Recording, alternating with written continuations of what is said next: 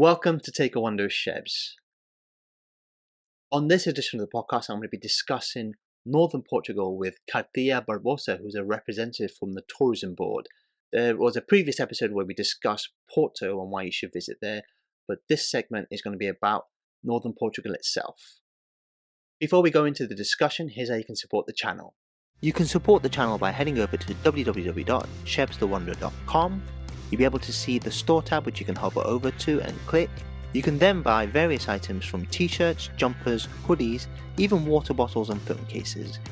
If you have any questions, you can send me a message through the contact tab. Now that's out of the way, let's take a look into why you should visit Northern Portugal. We now welcome a representative from Visit Porto and Northern Portugal, and she's going to be discussing with us why people should book their trips to Porto and Northern Portugal. And we've got Cátia Barbosa. Welcome, Cátia. How are you? I'm good, thank you. How are you? I'm good, thank you very much. It's a pleasure to have you on board today. I just want to let the audience know who you are and why you actually work for the organisation and what it means to you as well.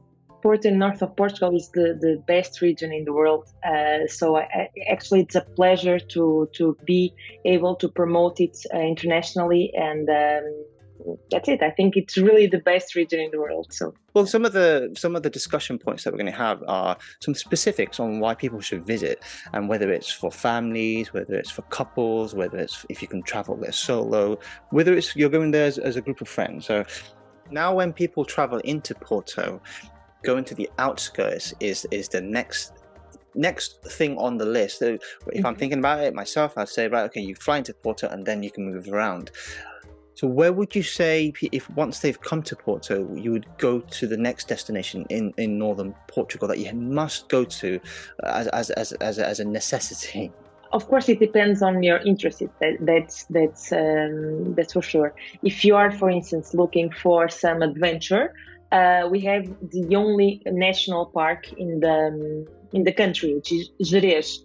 It's about 2 hours driving from Porto, but you can easily do, for instance, go from Porto to Braga, which is a beautiful city, a World Heritage Site as well, about 45 minutes from Porto, and then from there you can go to the national park, and then you can do horse riding, hiking, there are waterfalls, you can do canoeing, so all kind of activities.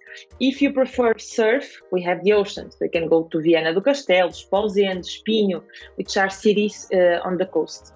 Of course, you have the wine, and though everyone knows the Port wine and the Douro Valley, we have 4 different wine regions, one being, of course, the Douro and Port wine, but there's also another region, Vinho Verde, the green wine regions.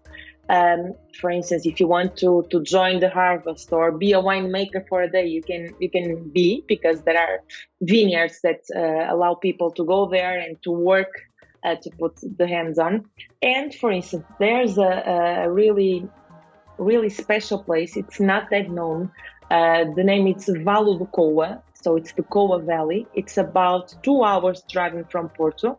I would say it's the perfect place to go if you go, for instance, from Porto to the Douro Valley, stay there for 1 or 2 nights, and then you go to the Coa Valley, which is about 1 hour from the Douro Valley.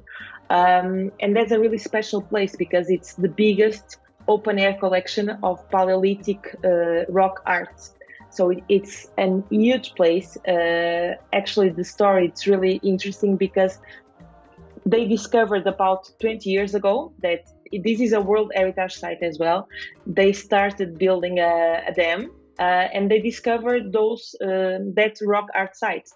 And that's really special because you can go really into the valley. You can see the rock art site and the paintings on the rocks. And you can do it during the night. So when the stars are on the sky very clearly, and you can go with an archaeologist and see the rock art site. I think that's a one of a kind experience. So it really depends on what are your interests, of course. Sounds all mesmerizing. And one of the questions I would ask you is, would you recommend people on day trips, or would you recommend people, if it's only a couple of hours away from Porto, sometimes you can do tours from the city if they've come into the city of Porto. Would you recommend people to do day tours, or would you recommend people to go out and stay in these places if it's only a couple of hours away? Yeah, being such a small region, it's quite possible to go from Porto to all of these places in one day on a tour. But I would suggest people to go there and stay there, because, for instance, in the Douro Valley, if you go on a one-day tour, you can see the essential, that's for sure. But if you stay there, you can have the chance of sleeping on a vineyard, for instance. You can wake up and see that magnificent view, and that valley. It's really something, especially during the summer as well. No, it's beautiful. It's a beautiful, the sunset, it's great.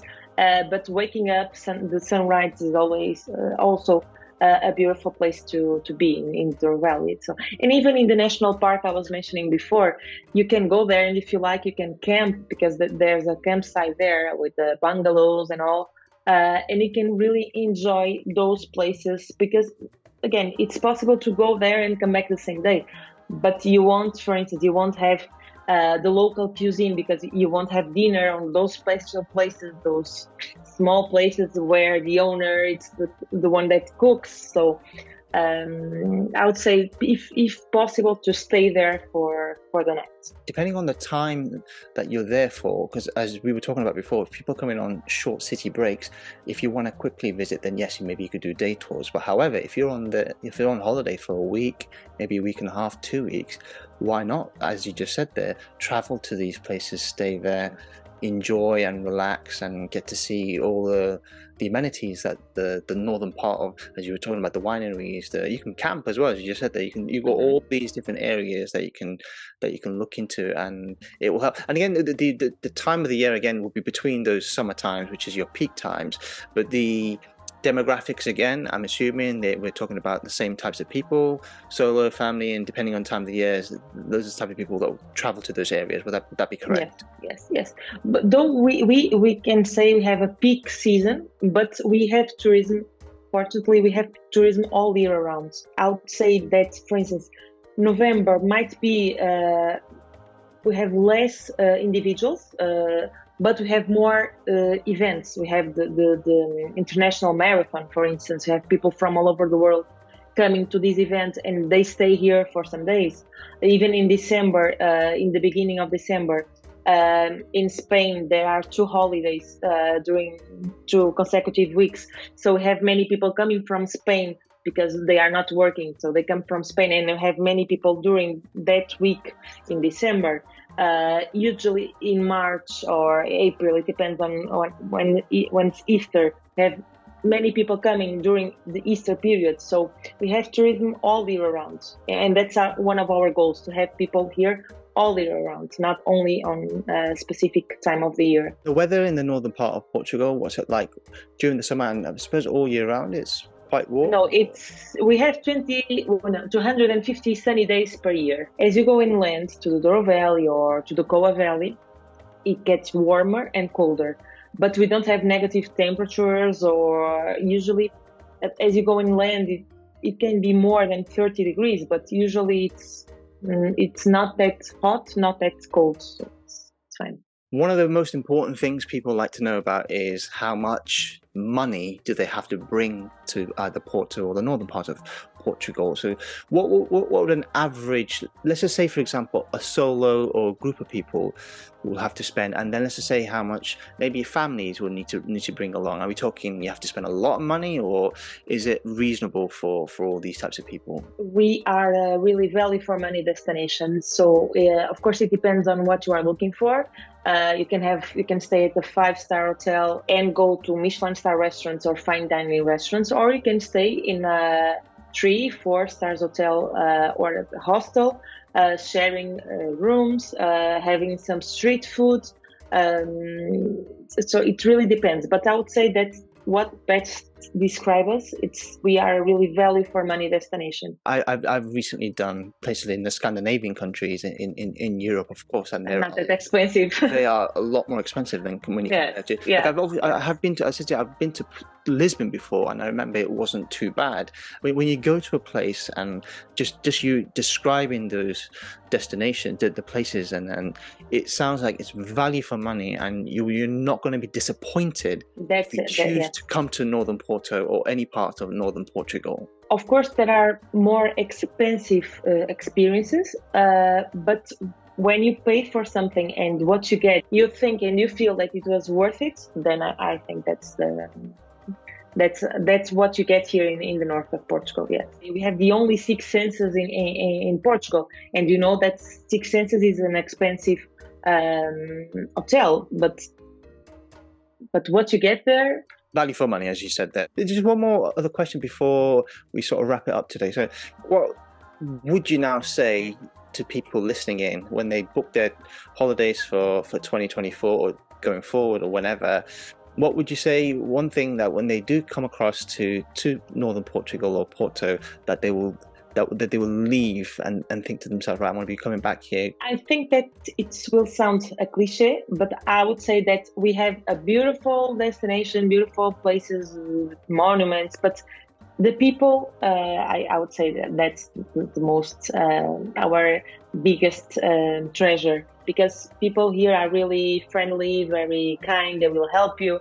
People saying that this is really nice because when you go to a bus, with locals, because everyone uses the bus, you see the driver talking to that person, just talking because they know each other, and then you can join them and talk with them as well. So everyone will welcome you here. It doesn't matter where are you from, so what's your beliefs. And I would say that's and of course the food and the wine is great. The weather is also really nice. We are really happy people. So I would say that. And so for people who are looking to travel to Northern Portugal, what are your information that they can visit you and get in contact with you to discuss these and get things organized?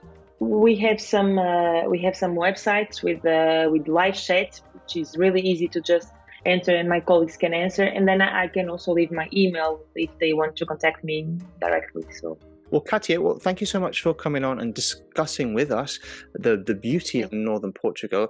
We look forward, I'm sure you'll be looking forward to welcoming new guests going forward. And let's hope that the seasons going forward will be fantastic for you. So thank you so much for your time today. Thank you. Don't forget to subscribe to my channel and hit the bell button to never miss an episode, and watch all my previous episodes from the show. You can also follow me on all my social media platforms. That's it for Take a One Those Chefs. Hope to see you all soon. Until next time, bye for now.